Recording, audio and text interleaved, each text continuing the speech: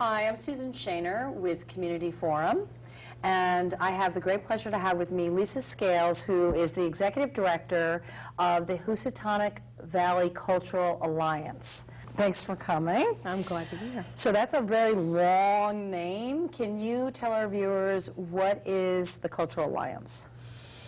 Well, let me start by saying that we're a nonprofit. We are a arts service organization that primarily provides services to arts groups. We are a regionally focused organization that's based here in Danbury, and we service the greater Danbury area, and 10 towns included. But fundamentally, overall, what we're concerned with is to provide support and promote arts organizations and independent artists for the benefit of the community at large. And what that means is, you know, there's a variety of strategic goals that we have, you know, including building networks and promotion and coordinating of services for arts organizations. But in addition to that, the general public benefits from what it is that we do, because we maintain you know, a regional calendar of events and attractions for people to be able to enjoy and participate in, and a whole host of stuff. So you service independent artists and try to get artists connected, better connected to the community? Yeah, and it starts by us getting better connected with the artist. One of the things that we found out, this organization found out just a few years ago, is that, and this all happened through a cultural assessment that took place about 5 or 6 years ago. So who did the assessment? There was an outside consultant that was brought in to conduct the surveys, and it was The city of Danbury? for the region, for the 10 towns that we are now serving. And who commissioned it? Well, there was some seed money that was given to sort of like an ad hoc or focus group that was interested in seeing, you know, what the needs were here by the Connecticut Commission on Culture and Tourism. So the seed money came from them. The survey was conducted, and it took about a year to be able to do, and it was fully engaging. You know, the community leaders in the arts community and the community at large were involved with it at the time, and some of the results were quite interesting. One of them that we're really still able to use now is that they found out that there's more than 400 arts organizations that are available, resources that are available in the 10 towns, and this includes... Really? Yeah, it's interesting. Well, that's the interesting question. Little known fact, where are they hiding them? Well, I get this all the time, you know. It's like, well, what is there to do, and what kinds of, you know, places can we get plugged into? And the fact of the matter is, there are tons of artistic and creative resources available, and they're everywhere. So this could be everything from a performing arts center to a gallery, or like what constitutes the 400? That's right. Yeah. Visual and performing arts organizations, nonprofit and for-profit, dance studios, independent artists as well. What it doesn't include is what we call the creative economy, or part of the creative economy, and that has to do with you know, those professional jobs that are considered creative. Like a graphic design person? That's correct. Okay. And what's interesting is that this survey did not include that particular market. So there's really much, much more than 400 resources. But it also includes our historical organizations as well, which is included in our focus. We focus on history organizations. So that's too. interesting. So what would be like an historical organization that would also be considered not artistic, but cultural? Is that?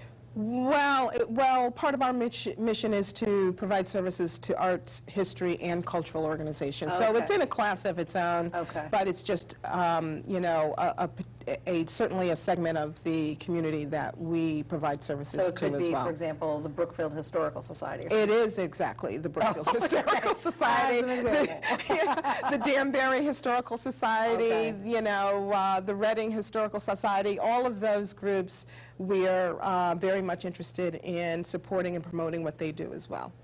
So that's interesting. So how are you still funded? I ask myself that question Good every day. question. I would like to that question. Well, we're funded primarily through state, the commission provides a lot of our funding. Fairfield County Community Foundation has been an absolute angel for us. And the remainder is through our membership and private contributions. Okay. And so you've been the executive director for how long?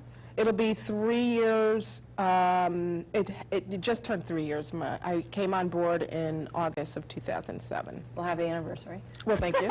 Thank you very much.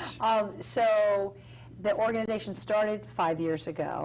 So started under somebody else's leadership, it sounds like. Right. There was it really started a little longer than that, earlier than that, I should say, by some concerned citizens. And this group really was the nucleus of, helping it to organize itself and getting it to the point where they piloted what's turned out to be our regional calendar. At the time, it was just a calendar that got posted on a website to see if there was any interest and see how successful that could be. And we officially incorporated it in 2007. So, okay. Oh, so you've just 3 years been incorporated. Yeah, that's right. And that's when you came aboard. And That's helped with right. that. I helped with the incorporation. So that's interesting. So what, the concerned citizens, just a group of, wanted more culture, or what was their initial concern?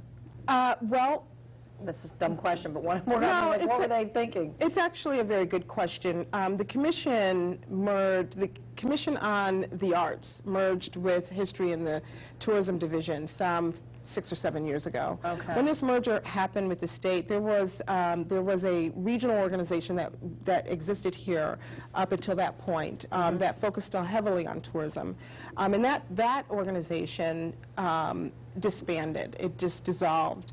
And so there were a number of key stakeholders, representative of the arts community and the community at large, that really felt strongly about continuing to do something with respect to the arts. And from there, the question arose, well, what kind of an organization should it be? And that sort of was the precipitous for the survey and the assessment, so that they could determine exactly what kind of work this organization was going to do. Well, it's interesting because when I went on your website, and just for our viewers, I mean, it might be interesting in terms of how I even found out about you, that my daughter found out about an art contest because she's an artist, and she said, "Mommy, what's this organization?" And I was like, "I don't know." And I went and looked on your website and started poking around a little bit. And you started mentioning earlier your 3 strategic priorities: build networks, coordinate services, and promoting the arts. So what does that mean? Like, what do you actually do? I mean, do you help promote the different organizations? I mean, the contest I was referring to is this art show that's going to be in the Danbury Mall in the fall. The mall show, okay, Yeah. the juried art show. Yeah. That's interesting. She wanted to submit an entry. We would have loved to have received that, so I'll look for her next time. I know, but she found out about it like 2 days before. And, Yeah, okay. Well, building networks, coordinating services, and promoting the arts are our 3 strategic objectives. Yeah. It is sort of what we've decided as our approach to be able to provide services to our constituencies. By building networks, what we found is that there's a real serious connectivity issue within the arts community, particularly in this region. To be able to provide services to arts organizations and independent creative professionals up in Sherman is going to mean a lot different compared to those same professionals and organizations in Richfield. So there's a vast diversity between the needs that our constituencies have. There's the geographical issues between all of the various towns. And you yourself, as you yourself pointed out, one of the primary questions that we get all the time is, where is there to go? What is there to do? There's no real Right. cultural presence, Yeah. or at least seemingly not, there not being one. So connectivity really is a big, big issue. So building networks is pretty much essential to what it is that we do, and there's a number of ways that we go about doing that. We coordinate and host a number of what we call creative clusters networking forums for artists to be able to get together regionally. And these So this could be artists... like an independent artist, like a painter or somebody. So how would they even find out about you?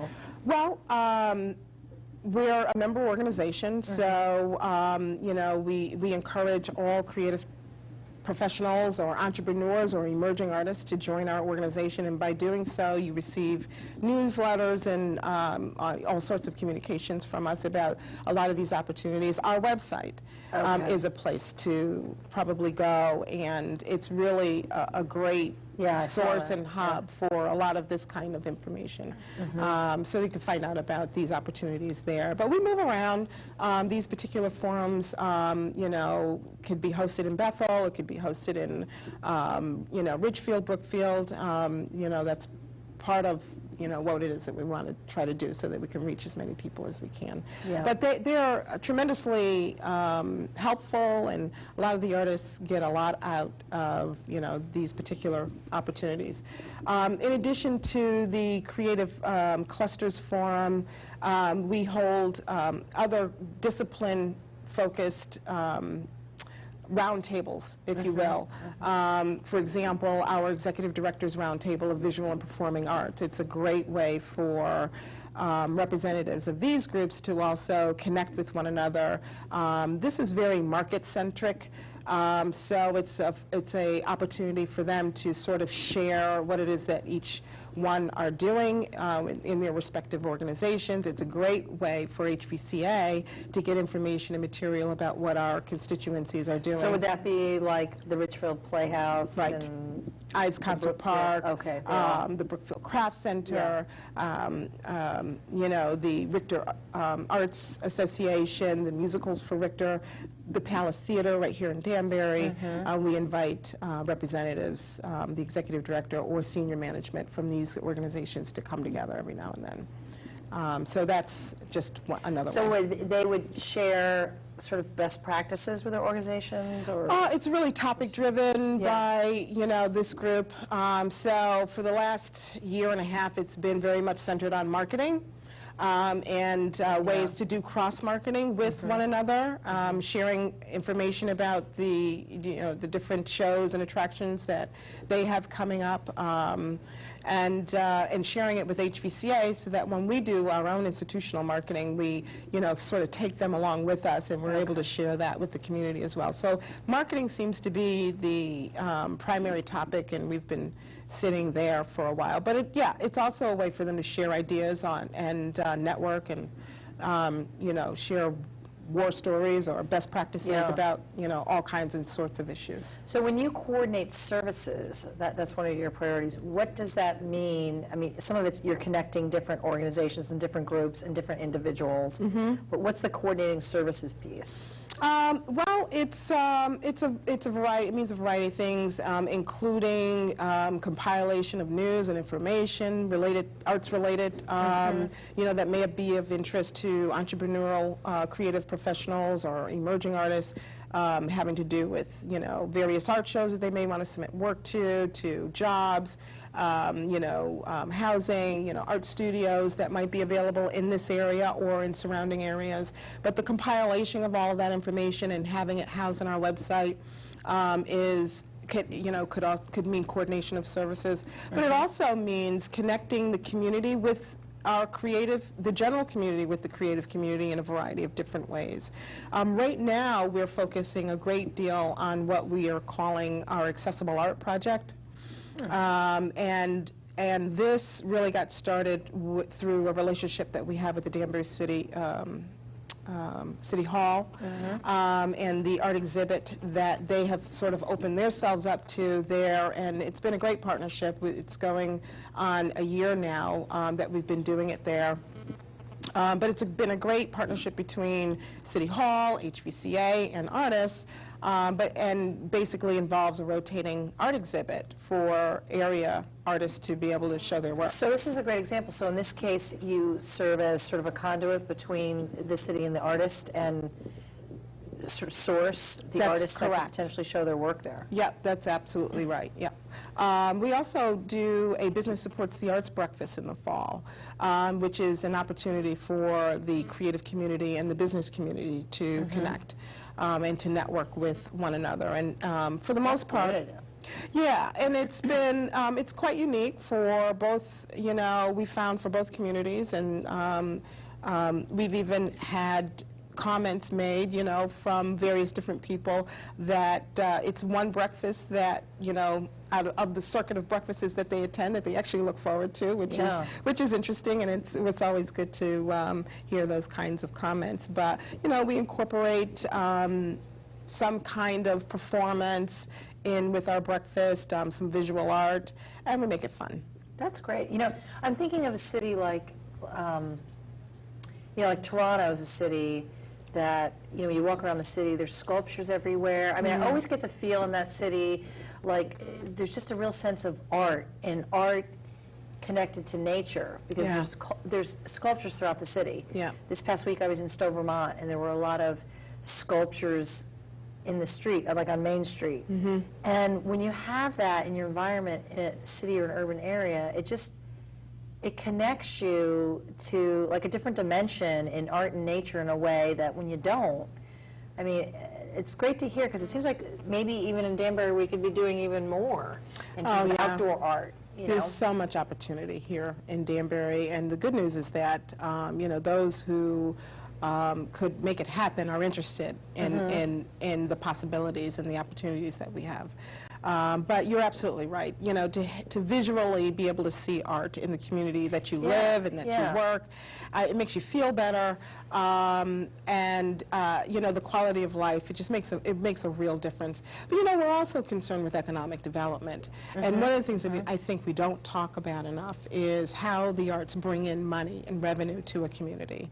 Well, talk more about that, because sometimes people think that they don't go together in the same sentence. Yeah. You know, art and economics. Yeah, it's true, and you know, and I think it's just a long-standing problem with, you know, why most of the time the arts is relegated as last priority, is that we forget about just how important of an economic generator that it can be for a community. But you know, I mean, when you hear numbers like 40,000 jobs in the state of Connecticut that's related to the arts industry, when you hear numbers of like 9,200 jobs, arts-related jobs that are available here in this state, or 2.6 million come spent in the state.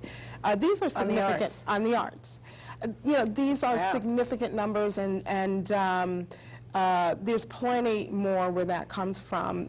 So it's already proven that not only does it feel good, not only does it improve the quality of our lives, but it makes sense to invest in the arts in this way. There's a market there, right? People love to live, work, and visit places where the arts is visible, and where there is a sense that culture is around. So we look forward to more projects and more opportunities to develop that. You know what, I'm curious, how did you come to this work in this role? Well, I began my career in social service, and coupled with some civil rights advocacy work, and spent a number of years, an eclectic background actually, but spent a number of years as a private consultant, helping businesses, and mostly not-for-profit, meaning mostly school districts, in program development and project development, and but I've always had a love for the arts. It's my first love, actually, and when this opportunity presented itself, I was brought on, you know, 3 years ago to be able to sort of translate and parlay my experience in social service and community development with the arts community. Well, it sounds like a nice match and combination. So you're not actually an artist yourself, but you love the arts. Now, the closest thing that I've come to being, well, it's the shirt. It's the shirt tonight. But besides the shirt, Ben and Jerry's colors. I just realized. Is it really? Oh, Ben and Jerry's this week. Okay, so you love ice cream. Yeah, I gotta say that.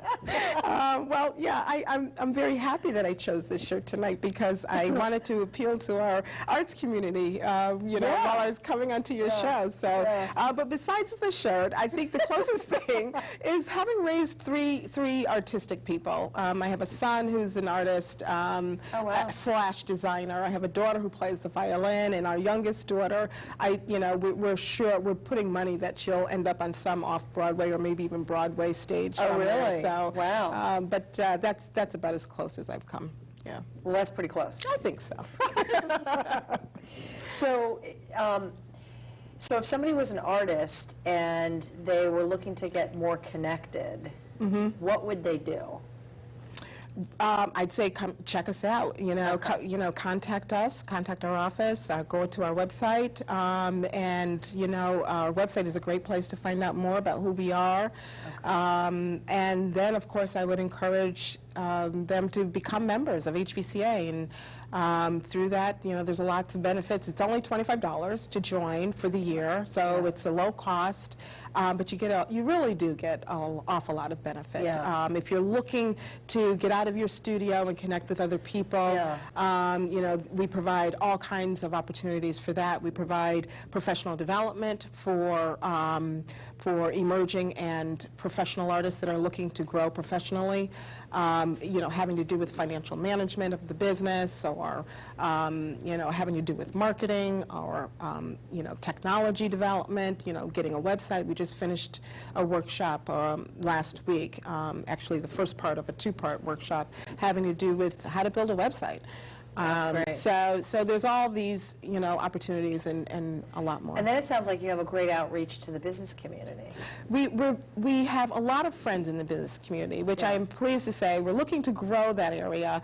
Besides our accessible art project, which, by the way, Danbury Fair and the Mesa Ridge Company is also a big part of that. As you know, we've got the juried art exhibition and sale coming up. And when's that? That is going to be September 9th through the 23rd. It's a two-week show. We have our opening reception, which is open to the public. Registration is required, but it's free and open to the public on September the 9th. Okay. And folks can go on our website and find out more information about that as well. But basically, Danbury Fair, have partnered with us because, they see there's an awful lot of things that make sense about this. The arts and the business sort of really go hand in hand. It helps with business, and it also provides a way for artists to be able to show their work. And it's a benefit to the community because now, art is made much more accessible to the general public. In addition to, the traditional roles of galleries. So that's been, a tremendous asset for us, and we've really enjoyed their partnership. But we are looking to grow and expand our partnerships with businesses, and we've got some new and different things coming down the pike. Well, I think another added little side benefit here is, business these days is looking for more creativity and innovation, and whether it's getting inspired through some of the cultural or artistic events, or just developing relationships with more creative types that will help with that. I mean, that's another sort of added fringe benefit, I think. Absolutely. I mean, like I say it every chance I can get, it just makes sense for the creative community and the business community to do more together. One of the things that we're kicking around a little bit is to institute something called, what I like to call as a creative challenge. And the best example of that is a business owner in downtown Danbury was looking for an artist to do a mural on the storefront of their particular property, and they contacted us. That's a great example. Right. And so what we presented to them as an idea is to put a challenge out to the creative community to see who comes up with, to be able to take a look at the best ideas in terms of concept and design, so that this business owner could take a look at and see, you know, if something can get worked out. And as it turns out, an artist was selected for this particular project, and they've been commissioned to do a mural for them. So, I mean, it's a wonderful partnership between the artist, a business owner, and HVCA, you know, is fortunate enough to be able to play a role where we can help be a conduit for that. You know, even just seeing a mural on the side of a building, I mean, I know there's some in Bethel, you know, where there's, it just takes you to a different place. You know, when you're walking around town, and, you know, it really does. Yeah, no, it does. And I think we have to, you know, have an attitude and a mindset of knowing what the real value of what arts and culture can and does do for a community. Yeah. That it is worth the investment. It is worth including in you know, community development plans, downtown redevelopment plans, and this is something that a message that we want to, you know, sort of hit home and constantly get out there. So, like, for example, like the concerts on the Green in Danbury, I mean, I'm sure you're probably connected with that. Yeah. I mean, that's just a whole different experience, just to be able to hang out and have a picnic, and they get some really good musicians there. Oh yeah, and people really enjoy that. They enjoy having those opportunities afforded to them, and they're free concerts. It's, you know, it just makes, you know, living in your community so much more better. When it connects the community in a way that other things don't, and particularly, obviously, it's great when it's free, you know, in the recent economic climate, but there's things that don't have to cost money. Right. That's exactly right. And I'm glad that you mentioned bringing people together, because that's really part of our core message, is what the arts and culture really does. And it's, you know, I think essential to any community in terms of meeting the needs, is bringing people together. I mean, so important, and I think it gets underestimated, you know, just that. Yeah. So you've got individual artists, you're trying to bring more people from the business community in, and then nonprofit organizations in the performing and visual arts. That's right. So, again, if any of our viewers are interested in finding out more information, can you give us the website where they might be able to contact you? Sure. It's www.hvculturalarts.org. hvculturalarts.org. That's right. Okay, Yeah. great. Lisa, thank you for doing the show. It's really informative. Thank you, Susan. Great to be here. Okay, thanks. Until next time, I'm Susan Chainer with Community Forum.